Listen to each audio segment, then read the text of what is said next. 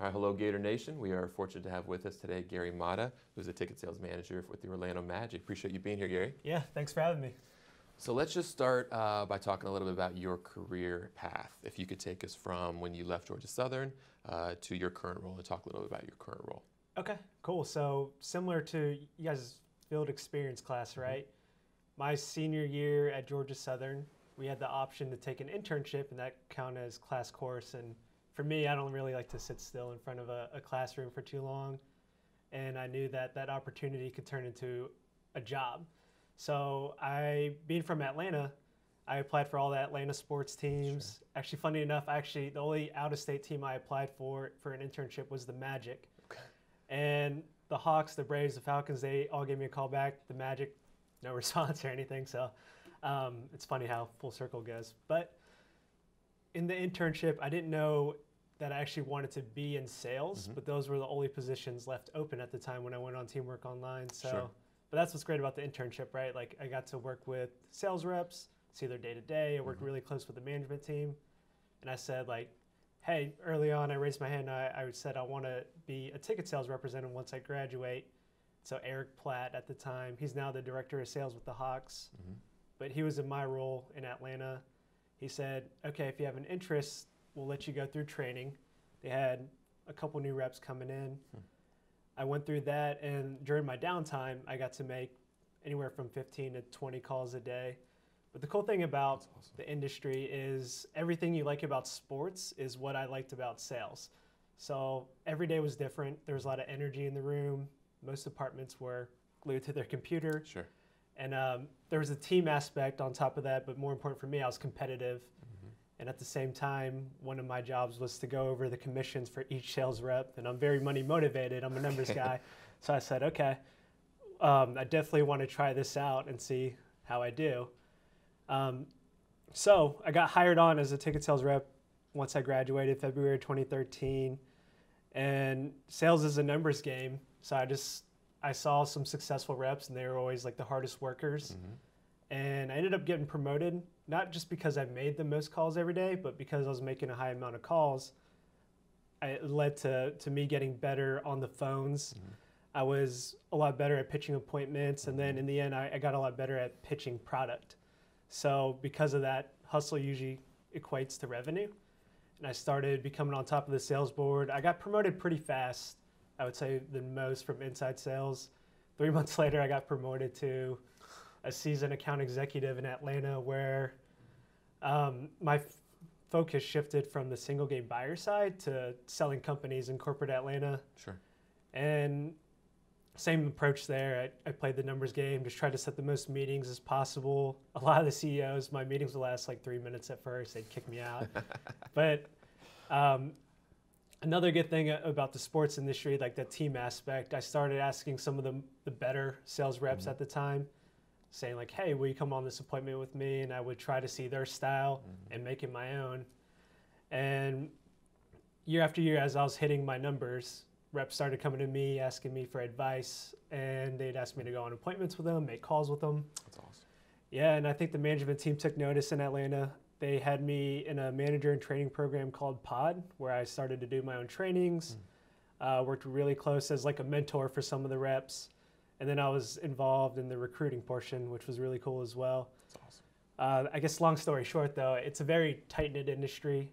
Chuck Lichty and Karen Rundle with the Magic had reached out to Eric and said, hey, is anyone ready for management? And he actually threw my name in there. I don't think I was ready at the time, but I've been with the Magic for almost 2 years now. Okay, that's amazing. So can you talk a little bit about what your current role is with the Magic?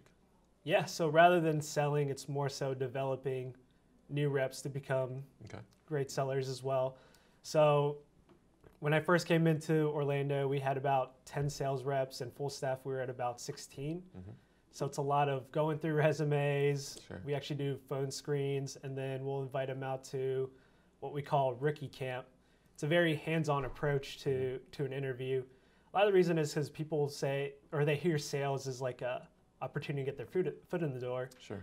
And really, they don't really know what they're getting themselves into at the time until they get into the role. Sure. So with our interview process, we'll have them come out. They have to listen to me talk for like 30 minutes about the role. They'll meet a lot of the sales team because we're always big on culture as well. They'll take them on a tour of the arena because that's a big selling tool for us. And then the second day, we'll actually go through scripting. I'll do some training with them. They'll see what my coaching style is like. And for about 2 to 3 hours, they'll actually make live outbound calls those days. And they'll actually get a feel for what it's like to be a sales rep. And then that's where we'll pull individuals and we'll do one-on-one interviews on top of that. So very hands-on approach. Outside of that, it's a lot of, I'm more of like the hands-on approach to when it comes to training. Sure. So I'll listen in on some of my reps' calls. I'll ask to go on appointments when they'll actually take me and then give them feedback on top of that. But yeah, the goal is to get them from inside sales rep to account associate to account executive from there. So you work with a lot of potential entry-level salespeople. Yeah. As they sort of come into the organization and working with them to hopefully move into a full-time position. I'm curious, as you're going through resumes, phone screens, you're training students, how would you describe sort of a typical successful candidate that comes in and is successful? Yeah, it's tough to say what I look for, but sometimes I do look for sales experience, not that I really want someone to have a lot of sales experience. I'm looking for someone with more so characteristics, because we have a saying, you can teach sales, but you can't teach effort. Sure. So I'll look for that just because they have the mindset of they want to sell. Yeah. I'll look for involvement, especially in students graduating. How many internships do they get themselves into? How many on-campus opportunities do they get involved with? Things like that. And then as far as like degrees, sport management for sure, but we've also had some sales reps and communications, and they're very well spoken. Their presentation skills are great, so you'll look at those degrees as well. Okay. So I imagine that there's no such thing as a typical day in your role, but I wonder if you can walk us through what some of the day-to-day tasks that you actually do on a daily basis. For me or the sales rep? For you. Okay. For me, it's outside of the many meetings I go through in a day, it's recruiting is nonstop just because you're always looking to get the top talent around the league. And we do hire reps anywhere from 2 to 4 times a year. So keeping our funnels full, it's very similar to sales. I tell my reps all the time, like, I'm doing the same thing as you guys. And then it's the toughest part is the further development, the constant training. And that's something that we hold ourselves to, like, in comparison to most teams. Like, we want to continue to develop our sales reps to become better. So I do have bi-weekly one-on-ones with my team. So each individual, I'll meet with them for 30 minutes every 2 weeks, and I'll go over what they're doing well, what they can improve on, and then I try to save a lot of that time for anything they want to go over. So they might say, like, hey, I need more practice on the business-to-business call, or their arena tour, and we'll walk through the arena, or we'll actually just talk through like how they're taking prospects through a route. Or any questions they might have from there. So that can be hands-on as well, but it's really up to the rep to take advantage of the time and make the most of it. So let's shift a little bit away from your role to the industry. I'm curious to get your thoughts and insights on the industry. We know that technology has obviously had a major impact on everyone's personal and professional lives. So I'm curious specifically about how technology and really this availability of data impacts sales in the NBA specifically. Yeah, so we work with we work very closely with our analytics team, and rather than calling through like the yellow pages, we have a partnership with Ticketmaster. So anyone who purchases a single game ticket through Ticketmaster will get their information and we can call them. And the cool thing is our strategy team, they go in there, it's kind of scary, all the information they can get. They can say like, okay, we'll target people who make at least $80,000, they have children, they've spent X amount of money at our team store, and they've been to at least 3 games or just weekend games. So you can ask them to really build any kind of lead list for you. And that way we focus on what we see as a higher or a top tier lead. And versus just calling anybody who's been to a game. Because in Orlando, we actually have a lot of tourists that come in and out, and it's tough to get a hold of them because they have an international number. So we work very closely with them. Every 2 weeks, we actually meet with our strategy team as well, saying like, hey, this is the type of leads that we'd like to get. And we'll actually give them feedback like, hey, this lead list we didn't sell anything from it. Okay. Let's try tweaking it a little bit. Okay. So I have a couple follow-up questions. Okay. I'm curious about the types of data you're getting from Ticketmaster. Is it primarily demographic data, or are you getting into more of the sort of psychographics, more of the behaviors and the preferences of the consumers? I know early on in Atlanta, I had a lead list. They were called FICO leads, and I think the Magic did it as well, and those were the ones who had good credit scores. Okay. And I did notice this when I put people on payment plans with those FICO leads, they never missed a payment. That's interesting. Yeah, so that was one of the things that was successful when it came to pulling data. But for my team, I try to find multiple game buyers, because I think it leads to the conversation of like, what was the last game you went to? Who are some other teams you like to see? Sure. And try to see a pattern. Or really, our goal behind the cold call is to get them to tell a story of their experience. Yeah, sure. That way, when we get them to the arena, we can reiterate on why they like to come, or what makes them tick and actually come to a game. That's great. That's great. Beyond technology, I'm curious about maybe some other major trends that are impacting maybe that sales transaction between the consumer and your sales guys, or I guess at any point in that interaction.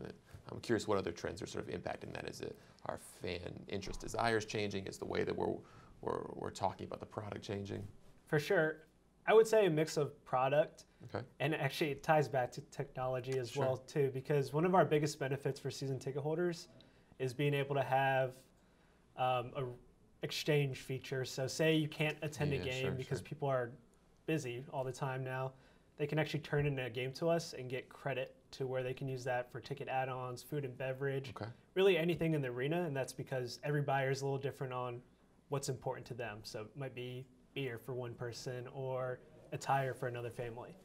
So we use the app, but not just for season ticket holders, we also use it for really we're trying to push away from the hard stock tickets and have everyone who comes in use the mobile feature. Okay. Is there a major aspect of the experience that's really having a big impact on, I don't know, consumer satisfaction with the overall game experience? Is there some element that you see this tremendous ROI, I guess, on right now? Through the app or just in general? Through the consumer experience, I guess, that you can then talk about as you're trying to share the experience to a potential buyer. Yeah, for sure. Something that I would say a lot of sales reps can always overlook is our biggest sales tool is actually the arena itself. Okay. So Amway Center, when's the last time you've been to the Amway Center? The spring. Okay. Back in March. What'd you think? So I remember the days of the TD Waterhouse, so it's a big upgrade from the TD Waterhouse. Okay, I've only heard stories about, that's the arena, right? Yeah, the floors were sticky, but the Amway I thought presented itself well. I thought it was a pretty arena. Right. So it was actually built in 2010, but it still looks very new. It's very futuristic. There's a lot of restaurants, bars. Sure. And we don't really sell, I would say, the magic, the team performance. We sell the experience. Sure. And a lot of the talking points are like, hey, check out all the different bars we have. Check out all the different lounges we have. Restaurants that we have. So it's like a date night, or our VP of sales, Chris Dorso, says it's the best dinner show in town. Okay. So the arena is a very big sales tool for us, and I think you look around the league, and last year Sacramento was #1 in sales, and they just had a new arena. So it is a lot of the technology that gets put into the arena, but it's the entertainment value and the experience that we sell more so than the actual score at the end of the day. Okay. Shifting gears a little bit, I know that, again, that the consumer interest in that live sporting event is changing because of technology, because of the home viewing experience has gotten so much better. You talked a little bit about the arena still being a major draw and still impacting people's desire to come see the live event. Projecting further, I guess, I'll ask you to be a futurist for a second. What do you think is that next major trend that's going to impact that live event experience that our fans are having? For the fan itself, so something that we have new with the Nike jerseys are, I believe it's a QR code that people can scan. Say like they buy an Aaron Gordon jersey, they can scan it and they can see all of his stats live. I think that's a lot of, because the millennials will be our next fans, right? Sure. With millennials, they're always looking for instant feedback, instant results. I consider myself a millennial, Okay. even though I'm 29. But with my boss too, Chuck Lichty, I always say like, hey, what did I do well? Like, what can I improve on? Things like that. So it's the instant results. And I think that's why people are slowly adapting to our app, is because you get live. If you trade in a ticket, you instantly see that money credit in your account. Okay. And you can instantly spend it, or you can instantly see the stats in there as well, like box scores, things like that.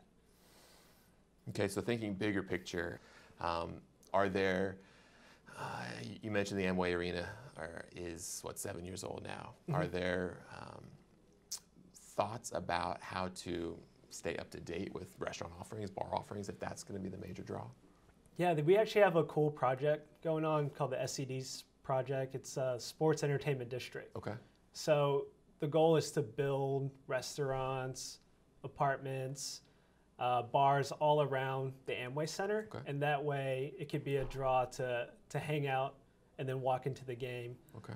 I'm actually looking to move down there once it's open, because I like being close to work. Sure. So in addition to that, one of the things I saw was a big screen. So say people aren't coming to the game and they were just walking around the SED area with a drink, that they could also, or Magic's top of mind because they can see the game as well through the flat screen TV. Okay. We actually just were down at Amalie Arena not too long ago, and they have that big screen outside. And it shocked me how many people didn't go into the game, how many people just hung out and watched it on the screen outside the arena. And so I think that's, you're definitely onto something there.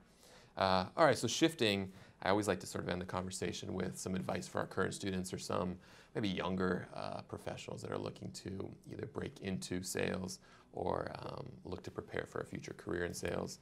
And so I guess a couple questions. First, you mentioned when you look at candidates, you look for a range of involvement, you look for a range of internships. Are there specific types of experiences that you think students or young professionals should really seek out in order to be competitive when that resume hits your table? Yeah, I think one thing too is the leadership opportunities. Okay. Not only getting involved, but trying to get to like the head of an organization. So whether it's the president of sport management or something, or the council, right? And because of that, is a lot of the candidates I look for, one of the characteristics is self-motivation. Okay.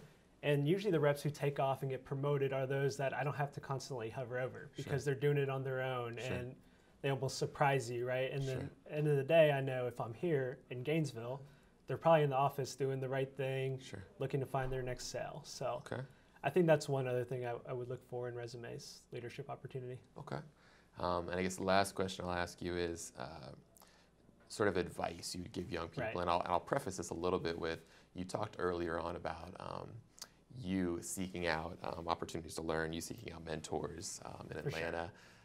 So I'm curious for you to touch on, I guess, that, but also just some general advice that you would give all young people today that are trying to get into sales.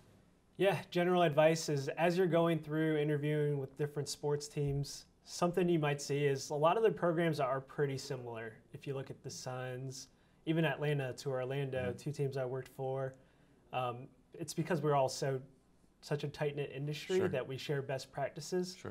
When you're interviewing for a position, I wouldn't necessarily jump to the best team record-wise, for instance, like the Warriors. What I would look for in an interview process is the management team, their culture, and I always say, pick your boss. And that's a lot of the reason why during rookie camp I do training and I give feedback, because if you don't see yourself working for me, you're probably not going to get too far in your career. Cut it out. So pick someone who's going to be able to push you and take you to the next level. And okay, I lied. One more question. So can you just touch a little bit more about the importance of mentors in your career so far, and the importance of finding a good mentor? Yeah, I think it's always good to have a mentor, whether it's a coworker. I would consider a mentor that someone, or isn't necessarily your direct report. And the reason why is, like, say you don't feel comfortable asking me a question because maybe you should know the answer.